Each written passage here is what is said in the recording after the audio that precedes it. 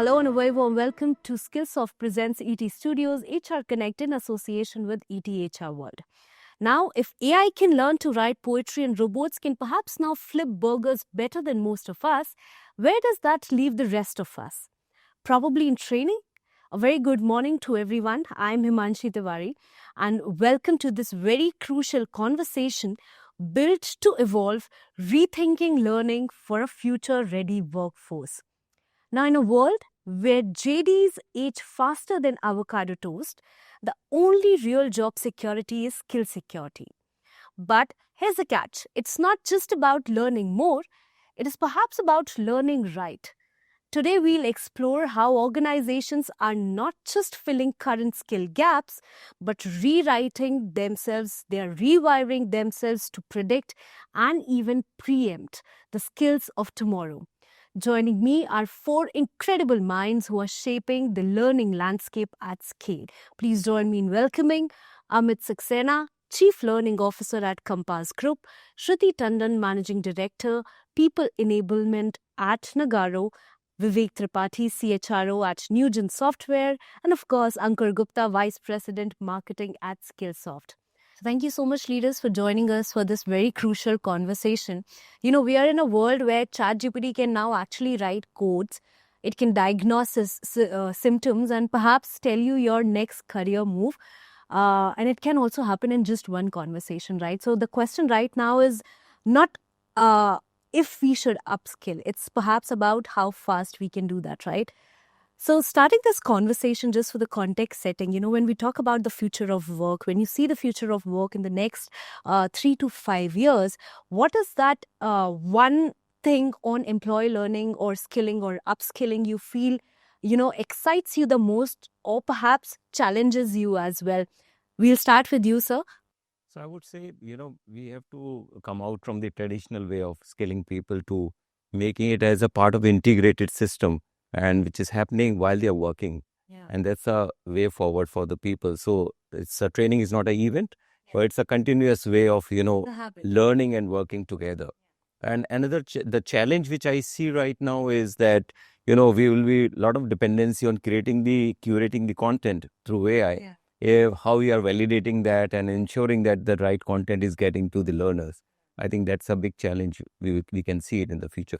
Coming to you, Shruti, what excites you the most or maybe challenges you when we talk about the future of work? I think what excites me and challenges me at the same time is one, the pace at which the technology advancement is moving forward. Now, this not just poses the challenge of what skills are relevant and important for employees to pick up, but also, how of it, democratizing learning and creating a culture of learning within the organization. I think skills which were important earlier, your skills like Java, C++, and the other tech stacks. These days, I think there is more focus on building an overall holistic skill base with employees and not just specific skill sets, especially with the advancement in the cognitive learning technologies like AI and others. All right. Well, absolutely, Shruti. You know, we are starting this conversation on a futuristic note, perhaps, so that we don't get late when it comes to upskilling, reskilling. Moving to you, sir. The same question when it comes to future of work. What do you think about the future of work in the next 3 to 5 years? What excites you the most? What challenges you as well? So I think in the next 3 to 5 years, a lot of things will change as far as learning is concerned. But if you ask me what is the one thing which is really challenging and exciting, I would say it is personalization of learning. And also the half-life of skills is going down. So as a result, you need people to continuously learn new skills.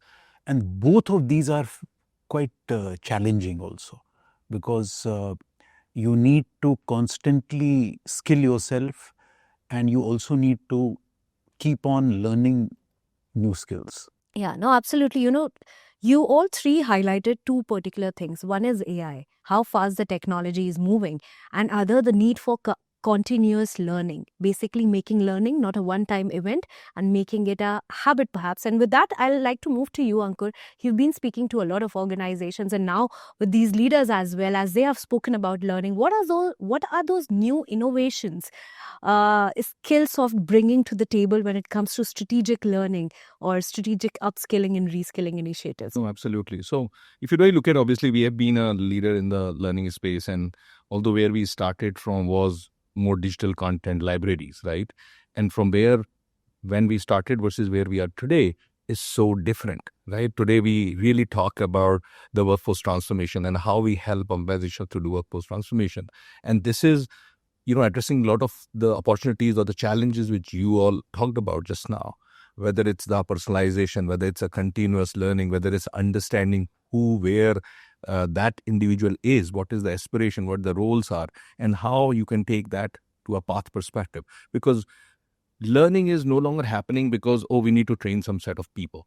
I think learning is happening more with a very intention, right? And it needs to be aligned to the business strategy.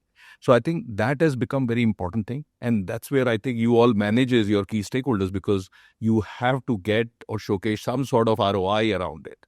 So yeah, we can talk more about that. But I think those personalizations, use of AI, and while AI can be a keyword, but then how you go and within our Perceiver platform, AI is getting used for long.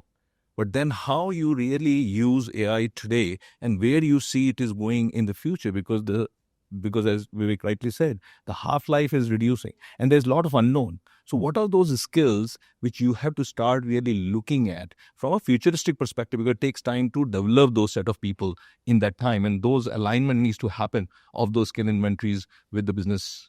So yeah. Yeah, and thank you for setting the context for us. I'm going to pick up from there. You talked about, linking learning to the business imperative, right? And with that, I would like to come to you, Amit. When we talk about the learning initiatives, how you and your company are sort of aligning all these learning initiatives to the larger business imperative, to the strategic objectives, especially as Shruti talked about that we are in the midst of a rapid technological advancement. So what we do, that learning and development as a team is a part of all these strategic discussions which are happening at the company level. So where we are discussing about the future of the organization, so they are already aware of, where we want to go, where we are right now, and what the technology advances we are forecasting in the coming future. And that gives us a lot of insight on, what are the skills which are required in order to, transform the organization for the next level, which are the roles on which we need to, work upon, where are the skill gaps which are able to identify it. So one of the ways through which we are focusing on, we are partnering with the leadership team in terms of the entire transformation and the future looking. That secondly, we are also focusing on that, identify where we are right now in terms of the skill gaps for our people, and basis that where we need to sharpen upon. It's also helping us to build the right strategies for learning and development. Third is that since we are very fast-growing organization, we want to build our own timber. Yeah. And that's the way forward for us, so that we have more internally developed talent coming up and taking a bigger role in the organization and making a more sustainable performance for the organization. So learning and development is not seen in isolation with the business goals. They are in alignment with the business goals. They're a part of the larger business goal. Story for the organization. All right. Thank you so much for that answer. And with that, I would like to move to you, Vivek. Even in your organization, how are you approaching learning? How are you sort of linking it to the larger business imperative? How are you sort of preparing your learning, goals in a way that they are strategically linked to the business outcome and are part of the board meetings as well? Right. So see, we are a digital automation company. We have a digital automation platform, and we have had it over a period of time. But as we have evolved, we have realized that the platform needs native artificial intelligence and data science capabilities. Yeah. And frankly, if you had asked me 6 years back, we did not have the people to bring those capabilities into the platform. So we actually acquired a company in data science and artificial intelligence. And it was so important for us to get that skill that we did an acquisition primarily to get those skills. And now that once that happened, then on the one hand, we have skilled a lot of our employees so that our products and services have the data science and AI capabilities that are now required by the customers. Secondly, we have also focused on other tools which enhance the productivity of our people. So on the one hand, you need skills so that you can enhance the quality and the features in your products. On the other hand, you also need to skill your people so that their productivity goes up. And the third area is that, most of the new age skills are areas which are not the strengths of the middle and senior management. Actually, it is the junior employees who are more well versed in them. So the third axis for us has been that even our mid management and senior management, our engineering managers, our engineering directors, and in some instances, the heads of departments, they are aware of the landscape, of the new age skills landscape, whether it is artificial intelligence, whether it is machine learning, whether it is data science, so that they can also understand the capabilities and ensure that they guide their teams to incorporate that. So I would say that there are three elements to it. One is to get people with the right skills. Secondly, create a business roadmap so that those skills can be used to enhance your products. And of course, you also need to use AI to enhance your productivity. And you also need to give awareness to your senior leaders who sometimes get left behind. This is something which many organizations don't realize. But the point is that if your senior leaders in technology, if they are working on older technology, they sometimes inadvertently become roadblocks. And therefore, you need to make them aware of what is going on. So these are the three axis on which we have worked. And just to add on what Vivek said, I think it is becoming extremely difficult, especially for the leaders. And when I say leaders, obviously it is a term which get used across. But when I say more experienced people who you rightly said are not exposed to these newer technologies, and they have to lead people with that kind of a mindset, that kind of a technology exposure, it becomes very important to have those reset, learning and unlearning done in that aspect of it, because you have to lead an organization which is going through a AI transformation. And if your CEO, who probably have built the company, or the chief operation officers, but if they don't understand or harness the power of something like this, becomes quite a challenge. So I think those very specific learning paths for those leaders. Now, obviously, there are different interventions which you do for leaders, but becoming extremely important what we are seeing. No, thank you for coming in on this point, Ankur. As I can understand that, upskilling or reskilling or learning is a journey for any organization, right? Now, you spoke about, how these leaders can sort of sometimes become a roadblock when a company tries to harness the power of new technological advancements. From your vantage point, Ankur, from Skillsoft's perspective, what are those considerations that the organizations should keep in mind while linking their learning outcomes or learning initiatives with the wider, business imperative? Sure. So if you look at, I think the first is, which been talked about, is business outcome, right? Or alignment to the business strategy.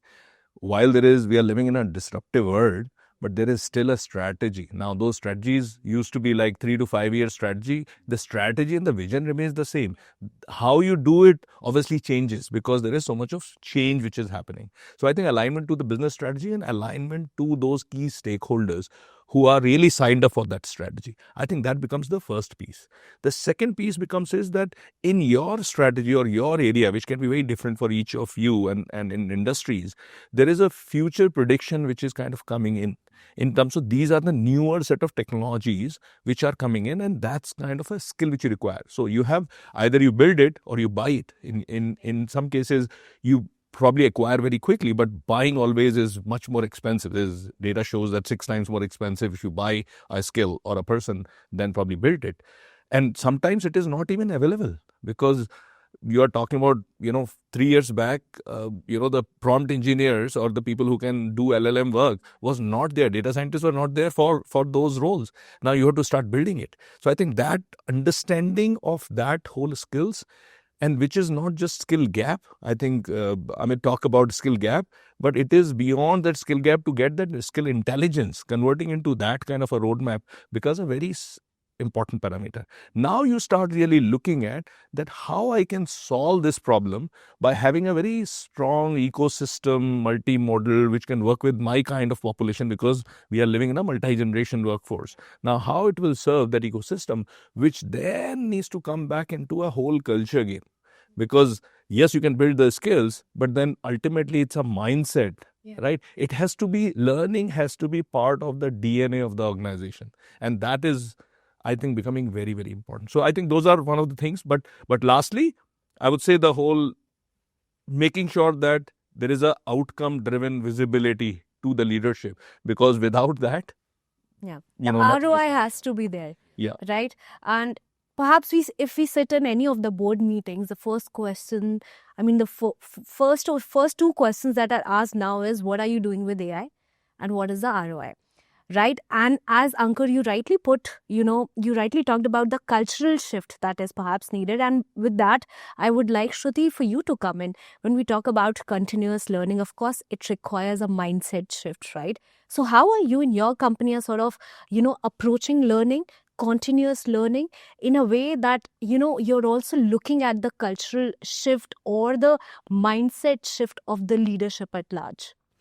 See, we've been a bit fortunate here because Nagarro as an organization has been early adopters of technology, especially AI and other cognitive skills. And learning has been a function where interest and attention of top leadership has always been there, right? Not only in direction, but also in contribution in terms of thinking and rethinking as to how to approach learning. We call this as the culture of learn agility within the organization, and the culture of continuous learning. Learn agility, where learning with agility is what is needed. Like my fellow participant here rightly said, that the shelf life of technology is really short these days, not more than 3 to 5 years. Then what is important? Do you think you as an organization want to make your people more rounded in terms of more consulting oriented, more solution oriented? So learning not just in terms of skills, but the overall capability within the organization. And for us, we run a program that we call LSD, not LSD in the sense that you have smiles and understand it, but it's called Learn, Socialize, and Disrupt. So here, leaders within the organization are the ones who anchor these learnings across the globe.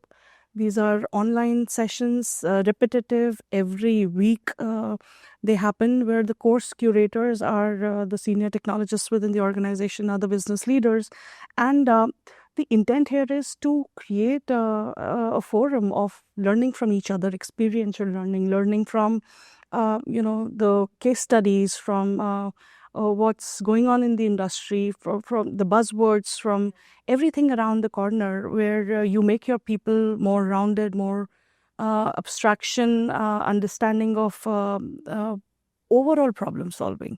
And I think that has helped us build that culture. Of course, we have our traditional learning forum, we call it NU, where it's a marketplace of learning. You have all the courses, you have level ups that you can do. Level ups are where people could go certify themselves on their own to a skill of their interest. See, in all this landscape, what organization needs is one part. But the other very important part is what people think the organization is investing in to get them to the next level. Do they think you are curating course materials which could be hyper personalized, contextualized, but to my interests? Of course, there is something that the organization demands out of me, needs out of me, where I should be heading my career towards. But if there is an interest that I carry, there are provisions within the organization where people can be owners of their own learning journey. That's really important, because people do give a lot of importance to how organization is handling this piece for them, and this is of course your key differentiator as well. No, thank you. And some very interesting points, Shruti.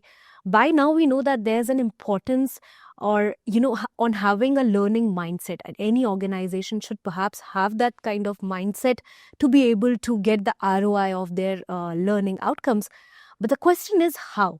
When you are in your organization, there are diverse teams, right? So how do you create that learning mindset across different teams in your organization? So perhaps how can different organizations do that?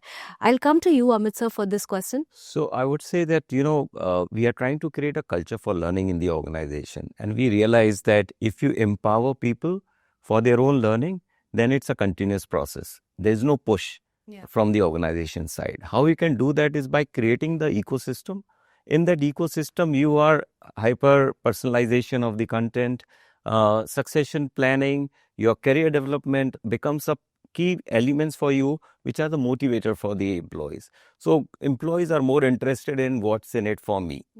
And if you are able to make that very clear for them, and you create an ecosystem, and we also follow a tagline, I learn, I grow.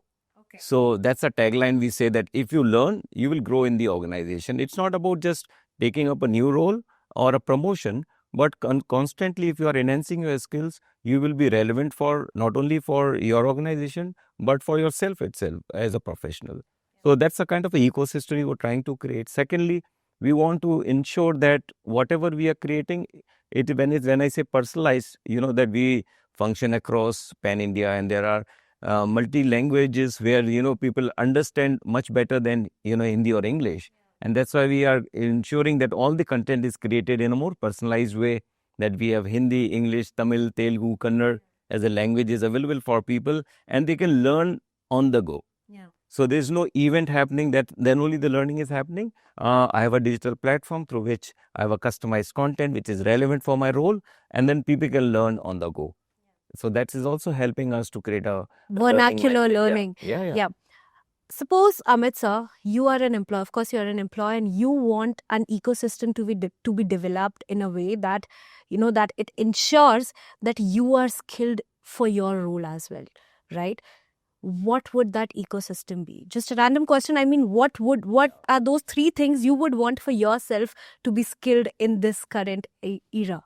So one is that since we are living in a very fast changing world, even the skill today I have and I think that will be relevant for me in the future may not be relevant. That's why it's important that I should see that the future is, work which is changing, what are the skills required. So I need to have a lot of input coming from the outside of my company, so that it is helping me to identify what are the new skills which are required for me to be successful in the future. And the organization is providing me with the information and the knowledge and the learning, which is helping me to build myself for the future of the organization. And I think that's the one element of it. The second element is that you are rewarding people for their learning.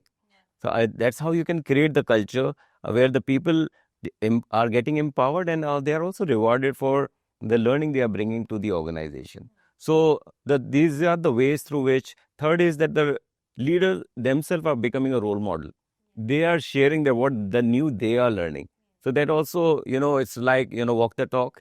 The leaders are also learning, and they are also inspiring others to, learn more and then up their skills and become a better leaders for the organization. Thank you so much. And perhaps this is why I asked the question that we ourselves need to be the role models in our organizations, because as the HR leaders or the CLOs, perhaps it is our duty to first be skilled so that we can sort of pass those skills or pass that mindset shift to our employees as well, right? And you all also talked about personalized or hyper-personalization in this era currently. Let me come to that question, and I would like, Ankur, for you to come in.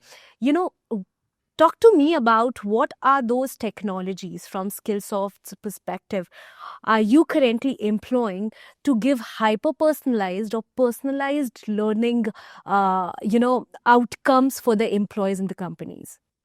So today, if you look at personalization as a keyword, right, it is no longer a luxury. It is a basic expectation. Now that expectation is continuously changing over a decade, what I'm seeing, right? When we really start looking at earlier ways of personalization means you create a channel around a topic and you throw some content in it. Then it start becoming, okay, you are this role. If you want to aspire to become that role, this is the journey, and I'm sure you all have dealt with it, right? Whether you are doing it automated or whether you are doing with manual. Today, when we really start looking at personalization, one is that, or hyper personalization, that ecosystem which is giving me what is the BIFIM, right? What I'm looking for, what's in there for me, kind of thing. Absolutely in that ecosystem, very clarity. Amit, they talk about it. Because we are living in a world where the shelf life of the skill is reducing, and especially in the tech is drastically reducing. There are new set of skills which you require today because you know that these are the skills which will get automated, right? No longer required because the task is getting automated. And human skills are becoming important. Shruti, you talk about that, while it was C++, Java and all that. And I remember 15 years back when I was sitting with the top 5 CLOs of IT company I need only the platform or the technology to tell how to skill the tech. But today, that conversation is absolutely opposite. The coding will happen. We need to build those skills, whether it's resilience, you talk about agility, you talk about learnability, creative thinking, all of that. So we are living in a world where things are becoming upside down because the way world has been disrupted in the recent past. So now all of this intelligence has to come in a system. There are opportunities which are getting created with GenAI because GenAI is no longer just a chatbot, but it gives you a very humanized response. Now, something which you could not have done few years back, today you can do a lot of simulation with GenAI. So from our side, if you look at these personalizations are happening, one, in terms of the way the content is coming multimodal, where it is from benchmarking to throwing a video versus, you need talking to somebody, doing a simulation and things like that, right? So that is the curation part of it. You are getting into a very AI assistant mode. So for anything and everything, you can actually go to a platform and where you start talking and interacting. The personalization is also happening from your benchmark perspective. What kind of skills are there which I need to be benchmarked on, and how system is reminding me that, you should be benchmarked again every 15 days, every 2 months, whatever. So those are some of the things which are helping a very stickiness in terms of that learning, and going back to the rhythm of it, that I am getting this, and the common word which I see is the growth, because employees or learners are looking at continuous growth. Organizations are looking at growth. Now, when you align these two, I think that's where the win-win situation happens. So I think the personalization has to answer these questions, and that's what we have been doing with a lot of our Perceiver platforms. And how does it affect the, or impact the engagement rates as well? Very, very high. If I give you an example of, pre-Percipio, which is the LXP kind of platform, when we used to have like a content delivery platform, the consumption rate, and I'm talking about those times more consumption rates, it has grown from say 20-25% to like 80%. Most of our customers, it is the part of life. Just like email, learning becomes part of life because it is available across any place, right? From your mobile to your, and it comes back into even the flow of work. If you are a sales guy and you spend most of your time in Salesforce, the learning is happening within Salesforce. Similarly on Teams, similarly on Slack. So that's where, and while there is a 70-20-10, which everybody deals about, I think the 10% was that formal learning. But what we have started seeing, the technology and the personalization is actually helping and disrupting this 20%, which is also you can do within doing simulations, because you need not have to talk to somebody. You can actually talk to AI and get your role plays done and all of that, which when earlier you were finding a person to do it. Right? Yeah, no, absolutely. And with that, Vivek sir, please come in, because now we're going to talk about the digital tools. Yours is a tech-first organization. How do you sort of, integrate or sort of do your learning initiatives in a way that your employees don't only adopt digital tools, but they also master the contextual learning? Right. See, the way we have tried to do it is that because we have proprietary products, we have said that there is a baseline knowledge and learning that everyone in the company needs to be at. And we have identified and we have ensured that people reach that level at the earliest. So when we hire folks from campus or when we are hiring anybody from outside, we ensure that they understand our products and services first, because that's the baseline.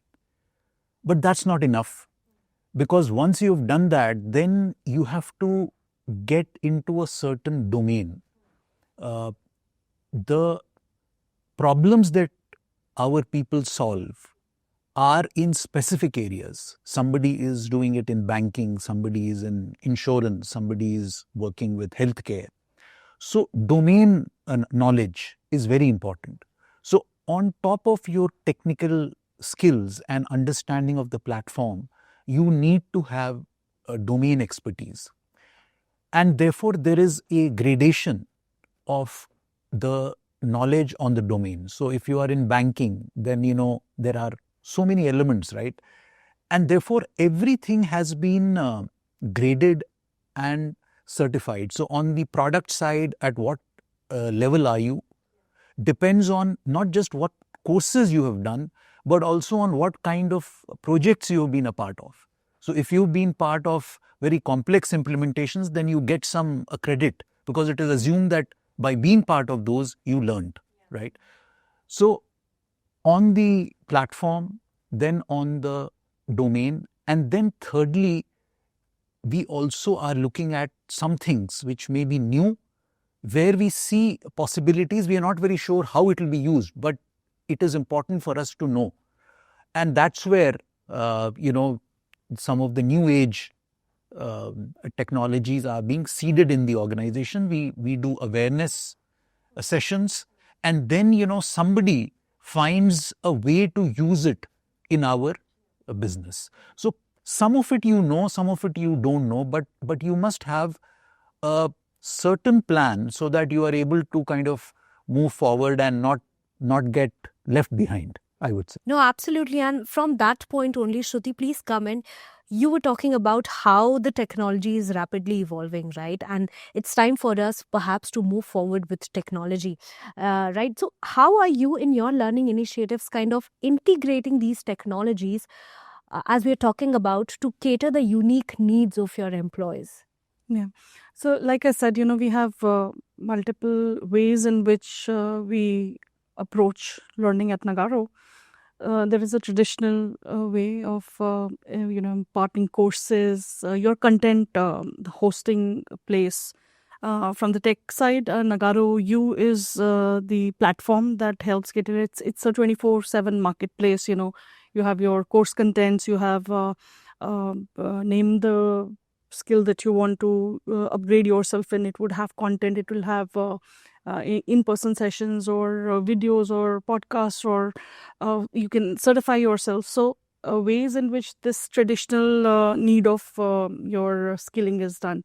The second part, which I said, is LST, where we are leveraging systems internally where people from across the globe can be together and learning can happen. So it doesn't have geographical boundaries. It should not matter if there is a session where a quality analyst can't enter a consulting masterclass or examples of that sort. So making in enhancing the playground of learning and gamifying learning and making it interesting. Level Up is a very interesting piece where I said people could self-certify themselves, and this information can then also be available for project allocation if people needs to be picked up by projects. Like you also mentioned, if there is a certain skill that you're learning, it could be vice versa be useful for a project which is also looking for people. So it's an entire ecosystem that you are working and building in. Of course, nudging, which Ankur mentioned, is a very important part. And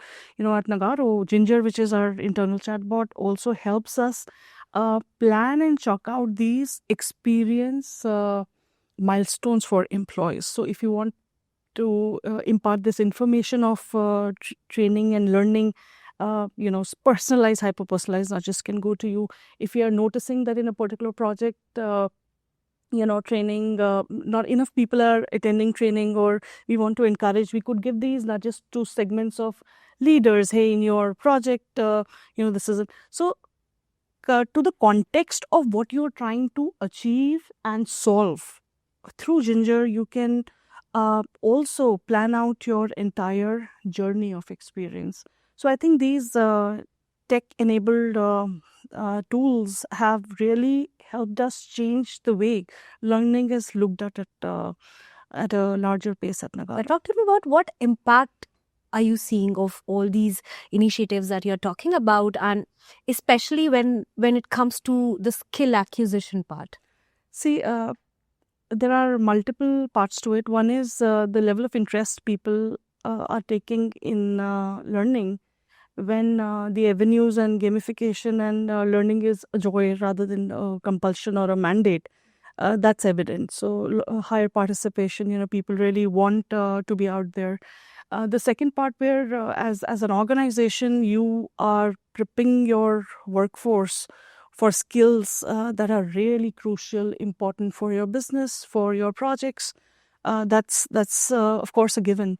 And I think third, for our people, making things work for them. They actually, like I said, people do give a lot of importance to how you are treated in terms of, your overall professional wellness is also looked at from the angle of how well the organization is skilling you.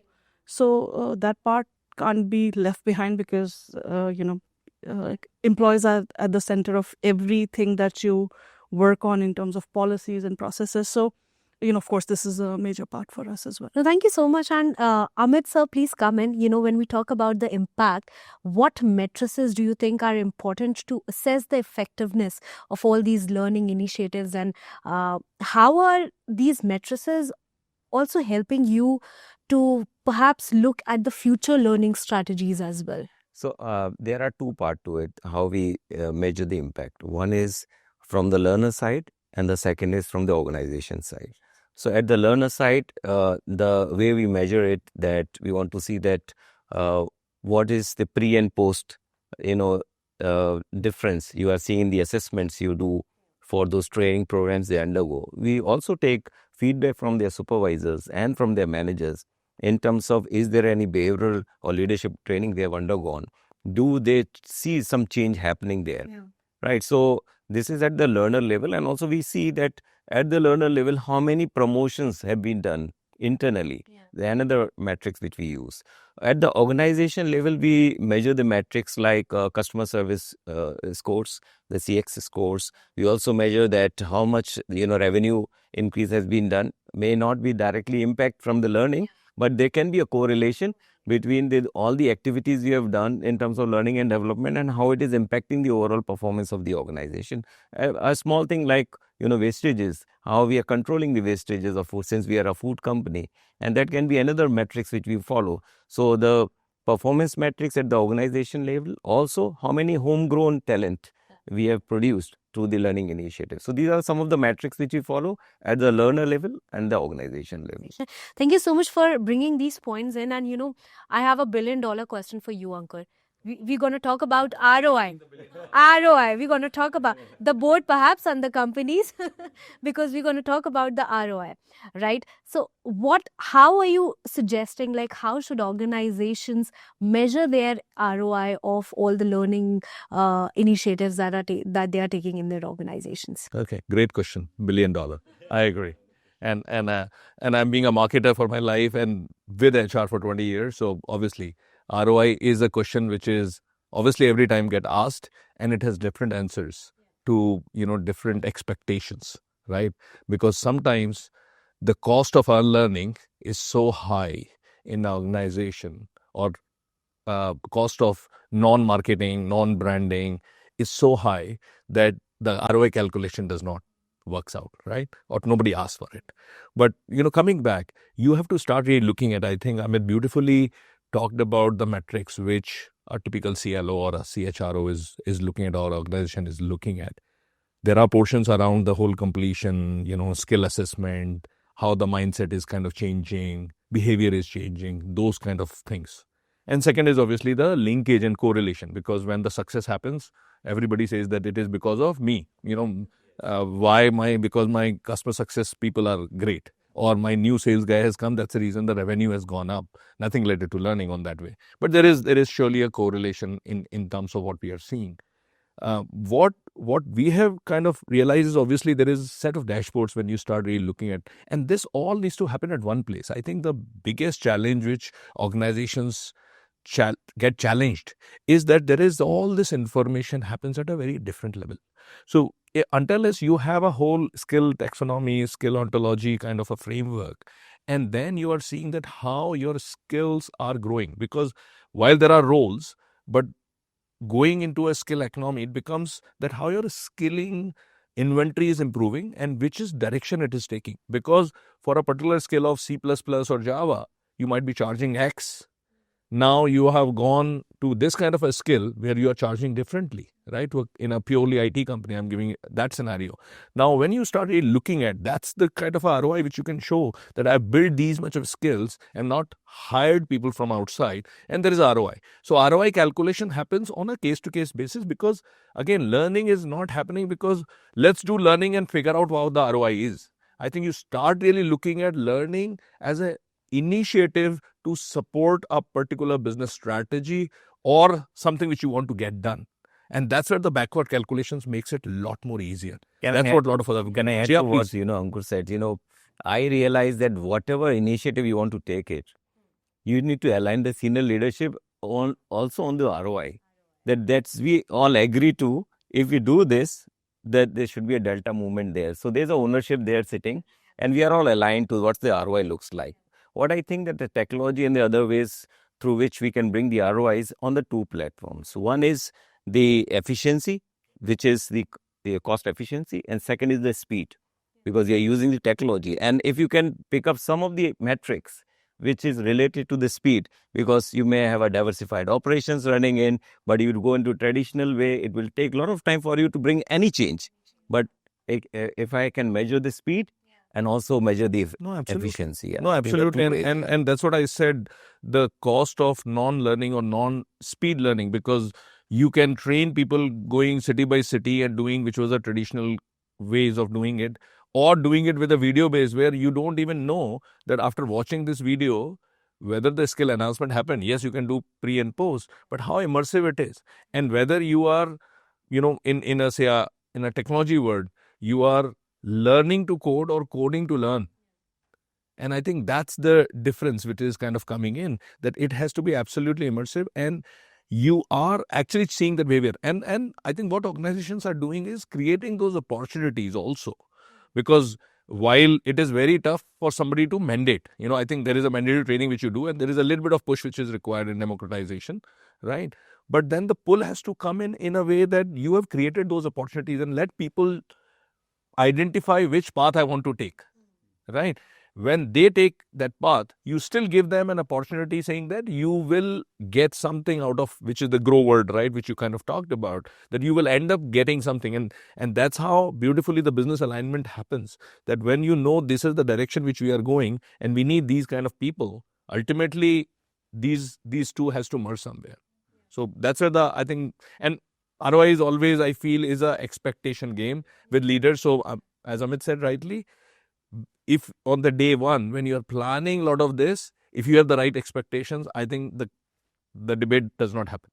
No, thank you so much for answering that question. And even to you, Amit, you mentioned how when it comes to ROI, we need to sort of inform the senior leadership even before we start those initiatives, right? But the major challenge in my mind is, how do you link these learning outcomes to the productivity and performance, right? How are you going to tell your leadership that the results that you're seeing in the company, as we were talking about, is because of the leadership learning initiatives that we took, right? And with that, Vivek sir, please come in. What are those challenges you face while linking these two together and explaining the ROI to the senior leadership?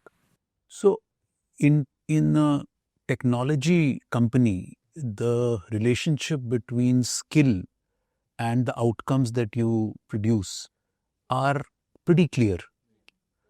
So therefore, you can almost count the money that you got because you had skilled people.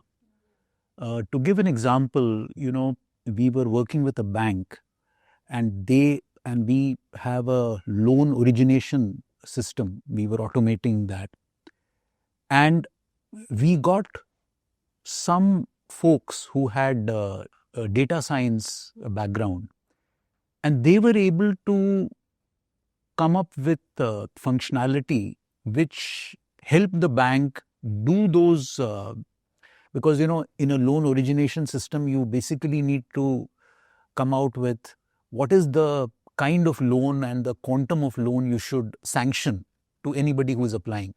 So they used data science to come out with some options which the bank folks can use.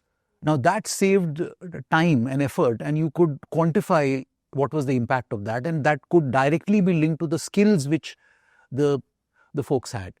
So I think it's relatively easier. Also, when we talk about ROI, we used to look at ROI from the standpoint of the organization and from the standpoint of the learner. I think increasingly it is the standpoint of the learner which is more important. Because if somebody who has 20 things to do, if he wants to do a learning program, or if he wants to learn something, he's doing it because he sees value in his job, either immediately or in the medium term. So what we have done is we have said, if somebody wants to learn, there is, in addition to the curriculum which we have, some of it is homegrown because, on our products, only we can design the content. But on other generic technologies, we are very open. We say that there is money available. If you want to learn from an external platform, it's okay, because you will, sooner or later, you will use it on the job. So for us, pull is important. I think because we believe our engineers know what is relevant, what is relevant now, and what might be relevant in the future. And therefore, if somebody comes and says that they need to learn, we are more than happy to facilitate that. Otherwise, of course, the other measures of ROI are there. After some of the programs are a necessary condition for advancement. So if you want to grow, you need to have been certified in certain programs, because those are proof of the skill that you have. So it's a mix of some things which are mandated, some things which the employees ask for, and the ROI is both in terms of the feedback of the learners as well as what you see on the job. Yeah, the ROI for you is quantifiable, right? And as we are moving towards the end of this conversation, Shruti, please come in. When it comes to your company, how do you sort of measure the ROI of these initiatives, and are you able to link the ROI with the performance and productivity part? I think in the last question that I answered, it has a tie to it. Yes, of course, in terms of what the learner, as they say, or employees are taking back, that's one of the major portion. The other is, like in an IT sector, it's very easy for this plug to see, and it has to also tie to the overall direction of the organization. Like I said, at Nagarro, there is a lot of focus on where the organization is heading and signaling to the entire organization in terms of the expectation, broader expectation, of course not a micromanagement expectation, but broader expectation in terms of the overall vision of the organization, the direction, and the expectation from colleagues in terms of learning as well. So our programs would carry those signals, the entire fabric around Ginger. So you have to, the signals have to be woven nicely to the entire fabric of the organization. So there is a common language and people understand where we are wanting to head. And, people, the democratization of learning is really important, because giving the freedom to people to be the owners of their own and chart their own learning journeys is very important. And, as an organization and as a department in HR, you have to be enablers. You have to enable the right tooling. You have to enable the right ecosystem. You have to enable the right cultural elements. And in a way, the entire ROI, as you said, would be seen in terms of where the org is heading, how people are being skilled, and so on and so forth. Yeah. All right. Thank you so much for that answer. And leaders, as we're moving towards the end of the conversation now, the time is perhaps limited. And I want to talk to you all about, I want to end this conversation on the note that the leaders, there's a requirement for the leaders to be the role models themselves, right? And although we haven't discussed this question, but what is that one skill that you would want to learn for the years to come? Maybe I'll start with you. I think for me, I need to learn more about the technology. I'm way behind on that. So to be at pace, and since the demographics of our employees are also changing, and a lot of Gen Zs are becoming a part of the mainstream, it is very important that we also understand how they function, what are their motivators, because their motivators are different from our motivators. And so there are so many new generation are into a part of the employee population, and that's why it's important for me to know more about them and ensure that I make those changes in myself and the way we take approach to the learning strategies and be more fruitful and relevant for them. But reading their minds is perhaps more difficult than understanding the technology. Absolutely. What about you, Vivek, sir? No, I think being abreast of what is going on, talking to people outside your organization, and also talking a lot to your younger employees is very important, because so much is happening that unless you intentionally make it a point to at least make sense of it, you are likely to not understand it and kind of be left behind. And I think senior leaders sometimes are very sure of what they had done and how they had succeeded, and they rest on that rather than looking at what is changing. So I try to do that. No, absolutely. Even when Gen Zs talk about, to the senior leaders, every conversation or most of the conversations start with "Hamare zamane mein aisa hota," right? And perhaps that needs to change, right? What about you, Ankur? So yeah, if you really look at, there are set of skills, and it's not maybe one.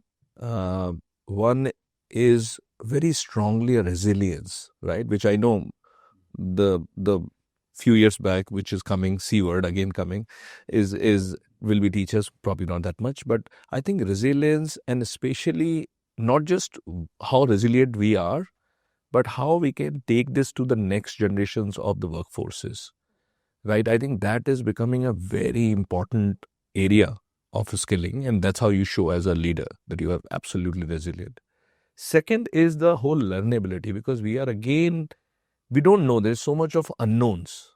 So I think one skill which everybody should have, which we forget after our schools, is the learnability. And obviously corporate learning goes through a whole challenge of how to improve that. And learnability is a very, very important skill, because today in a continuous learning kind of environment, and that learnability has to be very focused in terms of how it will align to me from my aspiration perspective. And I think that's what a lot of, I would say, the newer generation understands better than us, right? And we have to understand that, oh, what we are doing and how it is aligning to what my future looks like. And that we should learn from them probably a little bit more. But I think resilience and agility, adaptability is my two things. Yeah, the keywords you're talking about. Shruti, please come in. Your closing words on the skill you would want to acquire. See, I would say I would really want to be to keep myself relevant in terms of what's happening around, and relevance with agility. So, as a leader, having that point of view on where you want that direction to be in, and being on the ground right there, knowing what's happening in the industry, like he rightly said, and at the same time, trying to see how to leverage data to making for you to be able to make decisions, right? Utilizing AI for enhancing not just experience, but the way you would want your entire landscape of not just learning, but the other elements in the organization to be seen. So how do you leverage these skills, and how competent you are to be right there to be able to do that is something which is on top of my mind at the moment. All right, perfect. Thank you so much, leaders, for being a part of this conversation. It was truly candid and really insightful, even for our audiences, I'm sure. And to our viewers, stay tuned for many more such exciting conversations only at ET Studios.